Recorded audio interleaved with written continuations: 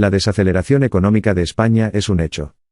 Vivimos en una realidad económica anestesiada por el ingente gasto público desplegado por Pedro Sánchez.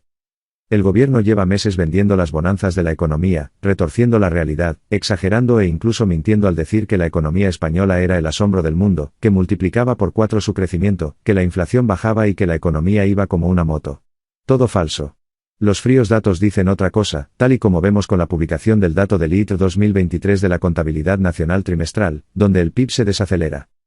Era evidente que vivíamos y todavía vivimos una realidad económica anestesiada por el ingente gasto público desplegado por Sánchez, que ha aumentado la deuda en 400.000 millones de euros en este quinquenio, pero el agotamiento de la economía es tal que ya empiezan a romperse las costuras del armazón artificial que la sujetaban. El PIB crece un 0,5% intertrimestral, que revisan una décima al alza sobre el dato de avance, una décima menos que en el ITR, revisado también al alza una décima, con una tasa interanual que se desacelera 2 puntos, al pasar de un crecimiento del 4,2% en el ITR al 2,2% del ITR.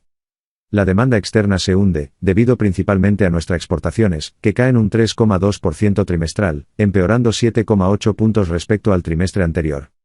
Las importaciones también caen y lo hacen un 2,1%, 6,2 puntos peor que el dato anterior, y 1,1 puntos peor que el dato de avance, que muestra la menor renta disponible nacional. El incremento constante de costes para las empresas, debido a la ausencia de reformas del gobierno, el aumento de precios energéticos y la pérdida de competitividad hace que nuestras empresas estén en peores condiciones para competir en el exterior. Unido a ello, comienza a notarse la pérdida de renta disponible de nuestros socios comerciales, que reducen, así, su consumo, dentro del cual también están sus importaciones, que son nuestras exportaciones. El empeoramiento del sector exterior es muy preocupante, porque junto con la anestesia del gasto, es lo que ha mantenido la actividad en la economía española. Durante los últimos trimestres, el sector exterior ha sido clave en el crecimiento. Ahora que se cae, el conjunto de la economía se resentirá de manera muy acusada, más incluso que lo que se ven en este trimestre. Muy preocupante es el comportamiento de la industria, que cae un 1,2% intertrimestral, empeorando 2,5 puntos respecto al trimestre anterior. El comercio, el transporte y la hostelería también se desaceleran intensamente, creciendo un 1,2%, la mitad que el trimestre anterior, que también ha sido revisado a la baja, con lo que la desaceleración es todavía mayor en acumulado de los 2 trimestres. Podría parecer que el consumo se recupera, al crecer un 0,9% intertrimestral, pero su dato empeora en 7 décimas respecto al dato de avance publicado en julio.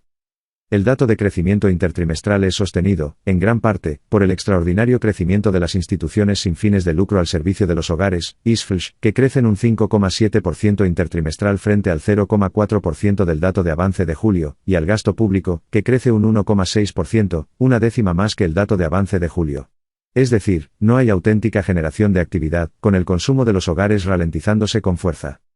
La demanda externa también se resiente en tasa interanual, con una caída del 2,9% en las exportaciones de bienes, y una desaceleración de 11,9 puntos en las exportaciones de servicios, que da una caída interanual del 0,8% en las exportaciones de bienes y servicios y que hace que la demanda externa aporte negativamente al crecimiento, descendiendo un 0,1% interanual.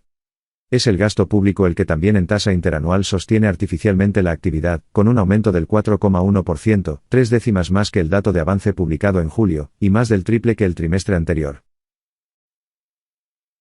Todos los sectores reducen su crecimiento en tasa interanual, la agricultura se queda en un menos 1,9%, empeorando 2,4 puntos respecto del dato de avance y continuando con la caída que, al revisar, tiene en el ITR, sector en el que se modifica por completo la serie de los últimos años, aplicando ahora unas caídas incluso de doble dígito interanual en algunos trimestres respecto del dato publicado en julio. La industria crece un 1,1%, 4 veces menos que el trimestre anterior, la construcción crece un 2,2%, casi la mitad que el trimestre anterior, y 3,2 puntos que en el dato de avance, con lo que este indicador adelantado se deteriora notablemente, anticipando un empeoramiento de la economía, y los servicios crecen un 3%, 2,1 puntos peor que el trimestre previo, con desaceleración intensa del comercio, 4,7 puntos menos, y de las actividades recreativas, 5,8 puntos menos.